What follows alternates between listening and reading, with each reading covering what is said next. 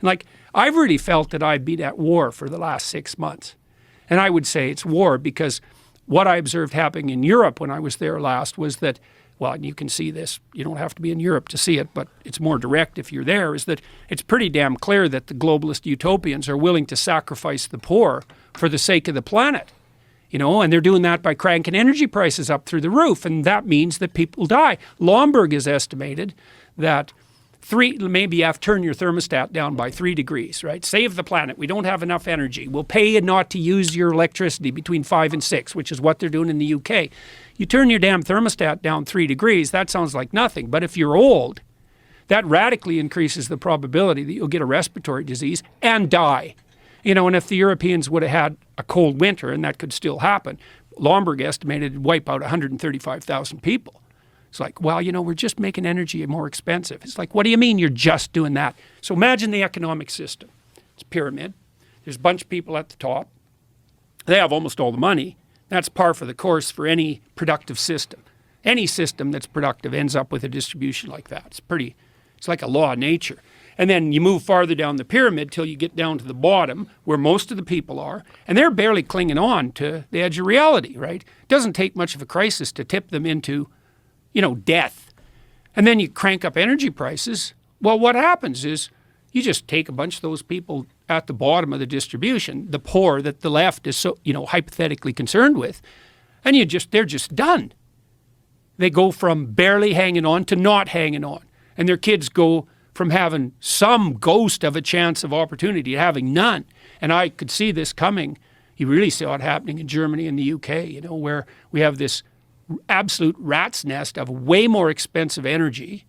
And this is where it gets extremely perverse. You know, you might say, okay, look, we have to save the future poor. And so now some of the present poor are going to have to suffer. Well, that's convenient for you if you happen not to be one of those poor people, but let's give the devil his due and say, okay. It's like, that'd be fine with me. Not really. That'd be fine with me if the consequence of your actions, raising energy prices, for example, actually produced an improvement in those things you wanted to improve. So, for example, energy is more expensive, but now the air is cleaner. But that isn't what's happened in Germany. Right. What's happened in Germany is energy is like 5 times as expensive, and the coal plants are back on.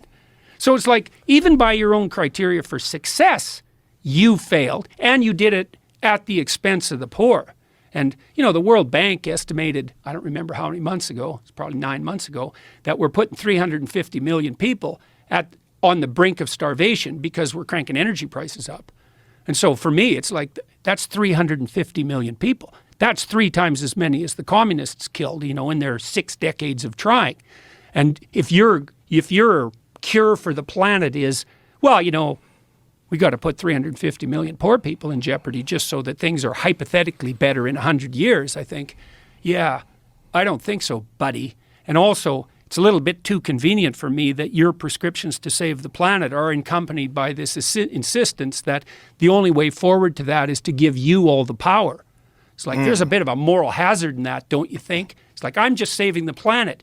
Give me all the power. It's like, you want to save the planet, or do you want the power?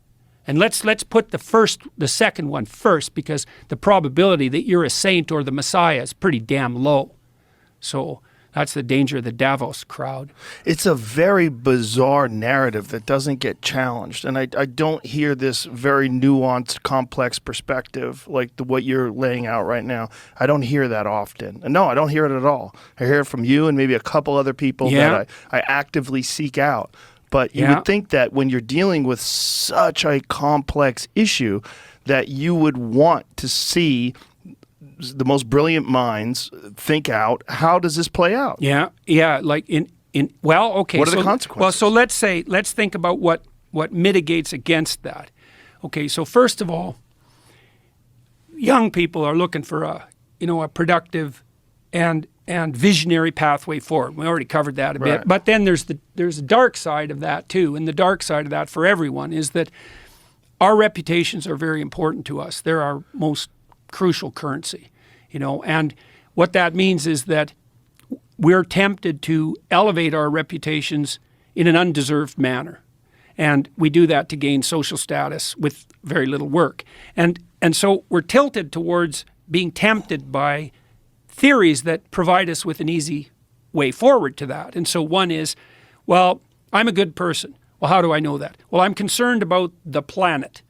Well, that's a complex problem, the planet, right? That's a trillion problems, not one. I'm concerned about the planet, therefore I'm good. But that's complicated. You got to take it apart. No, you don't. You just say, well, the planet only has one problem. Well, what's that?